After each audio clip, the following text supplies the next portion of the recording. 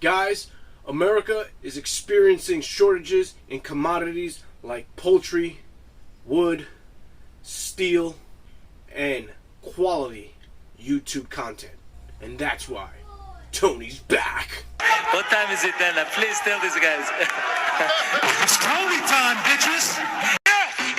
Yeah! Welcome to Tony's MMA Corner, the only MMA channel that took a summer vacation. I am your host, Tony Sepulveda!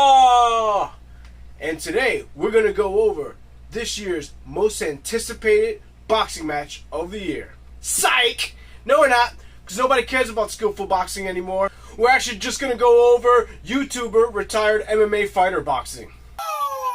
Before we get into that, I want to give a shout out to my latest patron, George Hayes. Obrigado. That now brings up my total patron count to 1 million divided by... Also guys, remember to like, subscribe, and hit that notification bell. I don't want my YouTube channel to fade away like Woodley's rap/MMA career. Now that we got all that housekeeping out of the way, let's go over this high quality bout fought under the Marquess of Queensberry rules.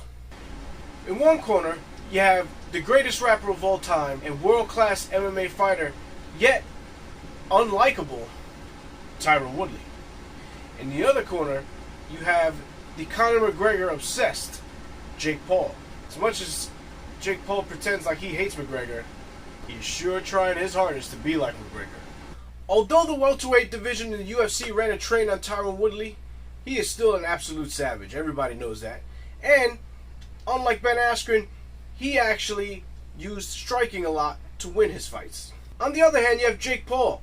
And what Tyron Woodley needs to understand is that these white dudes have thrown away Motley Crue, and now they listen to all the same rap music you guys listen to. So they are no longer afraid of you. What I do like about Jake Paul is that he proved that you can become one of the highest paid boxers today as long as you have a ridiculous YouTube following. The Jake Paul phenomenon is further proof that this world is run by teenagers that have their eyes glued to all these smart devices, and we are all doomed. Which reminds me, Floyd Mayweather, I want to challenge you to a grappling match. Floyd Mayweather, you took everything I worked for. I want to fight your ass. You can even throw punches. On the ground, that is. Now down to my pick. Who do I think is going to win this?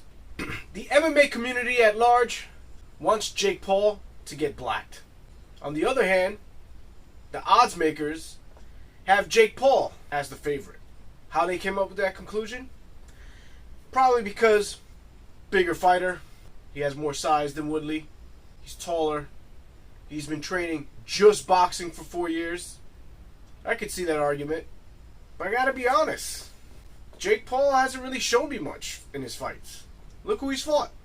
He did fight a professional MMA fighter in his last bout, but that professional MMA fighter was that doofus Ben Askren. World-class wrestler who's thrown like 8 punches in his whole MMA career. And one of those punches was the worst spinning back fist in the history of time. Tyron Woodley, on the other hand, has been in some scraps. Sure, he's looked like dog crap in his last few fights, but he's fighting the killers of the welterweight division. So ultimately, I think it's going to come down to Tyron Woodley. Do I think he gets a finish? No, I don't think he gets a finish. I think he's going to win the decision, and then he could probably challenge the brother. No matter what happens, one thing is guaranteed. It's definitely going to be meme season on my Instagram, which is @Tony's MMA Corner. Give me a follow.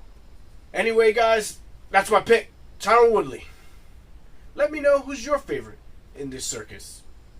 I'll see you guys next time on Tony's MMA Corner.